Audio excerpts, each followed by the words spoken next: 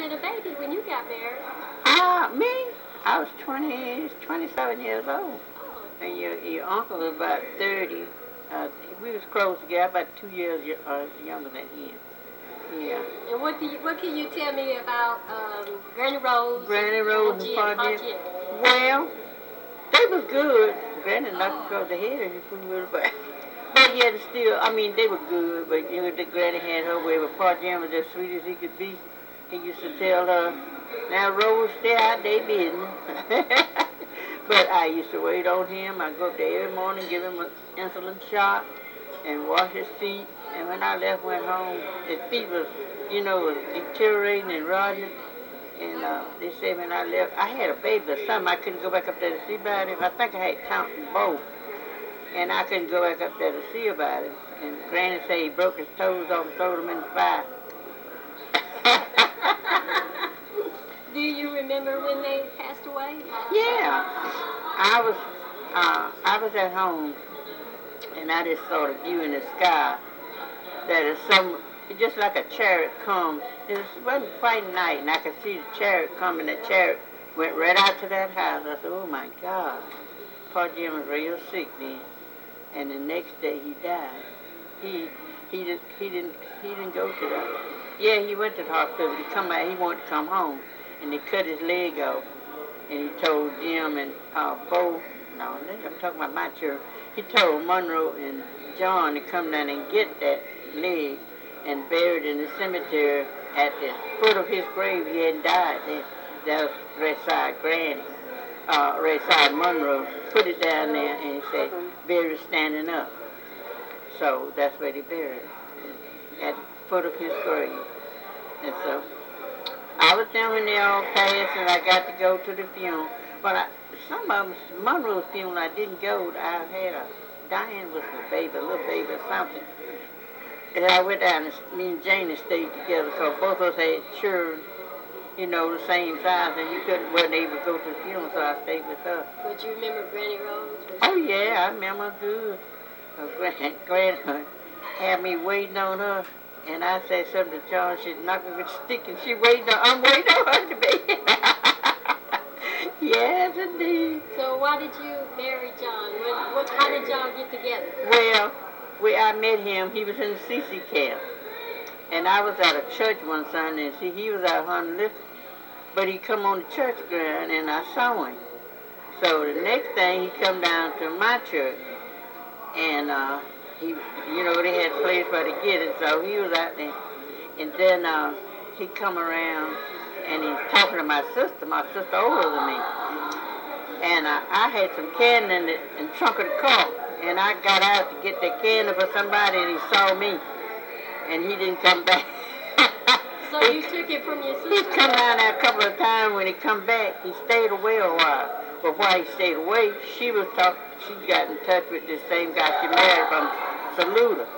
While she was talking with him, then he came back. He called me a little crazy. He called me a little crazy gal. I picked at him all the time. I just laughed at him because he talked so funny. He called me, "Hello, crazy gal." That's why I got to mess with the little crazy gal. And then I don't know how we got married, but he come to Washington and got me. Talked to him and got me and carried me back and told him, "Mom, we ain't married now." So the next day, he went and put in for the license, and I told him, "No, you stay here. You know they have no sense. They don't take the women with her. You stay here." So I stayed. They went down there and went back to get married. Had to go sign the license. They're still, 24 hours again. I said, "Now you should be listening at me." So then we went down and got married at Daisy's house there. And I forget the name of that preacher that married us in front of Daisy's fireplace. Yes, indeed. It was a long time. And what do you remember about, now you didn't know Adeline Powell, did you? No, you didn't know I didn't know her. But what did you know about Gertrude? She was just sweet. Jessie, do you remember Jessie? Jessie was real nice. I used to go to her house. I think she would always have something fixed for me to eat all the time. And we used to go down and stay in the evening. I'd get John to go to her house. I couldn't get him going nowhere else. Now, the Mary and Jessie, he'd go. And we'd go down there and stay with Jessie, talk to her. Now what about Daisy? Daisy. I know Daisy. I used to go to her house a lot because that's where I got married at, in front of Daisy's fireplace. I used to go down there a good bit. Go down and see Jane. I said the other day I would go down and stay all night if Janie was down there, but she said Janie passed. I don't have. There's a lady that lived across the street from Janie come to see me in Spartanburg because her son lived right by below me. And so she come up to see me. So what do you remember about Daisy? Well, she was good old Daisy. All I know is she was a church lady. Good old Daisy. Hey, son. What about Monroe? Oh, Monroe. That was my buddy. That was my buddy, hon. He glad rolled me. See, I used to cook with white biscuits and everything. Glad rolled. Monroe ain't gonna eat these biscuits because she had old soda biscuits. Monroe come in there and break the biscuit up. What is good old biscuits? You must have cooked these. That got her right there. Yeah, Monroe's all right. He treated me nice, and he was all right. He always wanted to see us do things, but he had his way. He had them 4 children and 4 sons. I think y'all still living every time I see them. 4 nice sons. And they raised themselves some way. Raised themselves good. That old woman still living. She's still living. What kind of work did he work? Monroe. Did he work the farm? Monroe plowed. That's all I ever known him to do. Plow. They said before I come up there, he used to work somewhere. When Monroe stayed in that field, huh? I'd get in there behind him. I would hold the cotton, he'd do the plowing. Yeah, Monroe, he was good. Now, he see about his mom then. Yes, sir. What about Will? Do you remember Will? Well, I saw him some, not too much, but he was an alcoholic. I saw him some. He used to come down there and we'd get him to stay because he'd be too drunk to leave. And I went up to his house too. He married Ellen, his second wife. She was bossy, but she died. And what about Rosalie? Rosalie was good when she wanted to be. She's the devil when you want to be. Just selling them. She used to call me every day about 1:30. The phone rang. John said, "That's her, Emily." She called me and I'd go down there and cook her dinner, sell it right in the yard. I'd go down and cook her dinner, then go to town, pay her bills, and buy something every day. And John said, "Emily, you the biggest fool." I said, "Well, John, that's your sister." And she always treated me bad. You know, she was trying to get John out with women and everything. But then she turned around and had to be my sweetheart. Now what about Sam? Sam was a good old boy. Now, he'd drink his liquor, but he'd see the John doing what he had to do. He'd be feeling behind if he didn't do it right. Now, Sam would drink, but Sam seed about his family. He seed about his family, so I went to see his wife not too long ago. She's in Anderson now. She moved back to Anderson. Her and the 2 of the girls back in Anderson. Oh, God, they got to see him. Sam worked the fields too? Huh? Sam, he worked the fields too? Sam worked there, but he moved up north. He went up there and he worked at E.R. Scripps and Son. He was on his job all the time. And he took care of his family.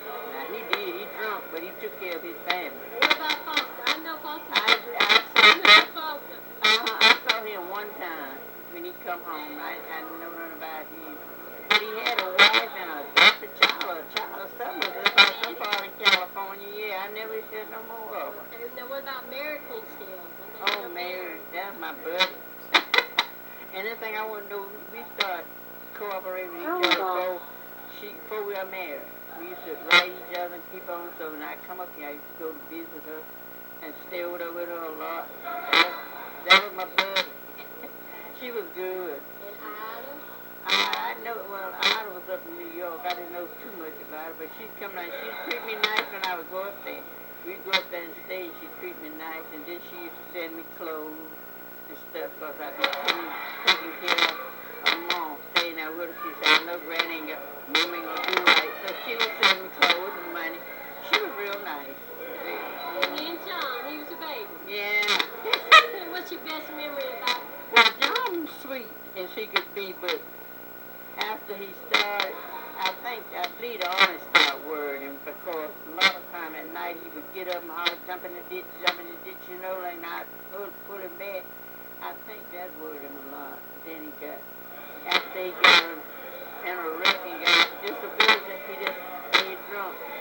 Then he got so he stayed drunk for 2 or 3 days, you know, sometime a week. But before he died, he had been drunk and he had got out for a whole week. He wasn't drinking, but he was laying in the bed and he called me that morning and I got up. And he said, I asked him what he wanted. He said, I just want to know if you got home. I said, I'm just getting up to go cook my breakfast. I said, you want something to eat? No, I don't want nothing to eat. So I went on to cook. And after a while, he called me again and told me he didn't want to be late. What time it was? I said, what you mean? I said, I'm going to call Jim. He'll put you in the hospital. I ain't going nowhere. So I called Jim, and Jim come down there and cleaned his bed up because he's done everything in his bed. Jim cleaned him up, cleaned his bed up and everything. And then he went on back home. And before Jim got back to Anderson good, I went back in there and he told me, give him some water and a BC. I gave him the BC and water, and he said, set the glass on the table. I set it on the table side the bed.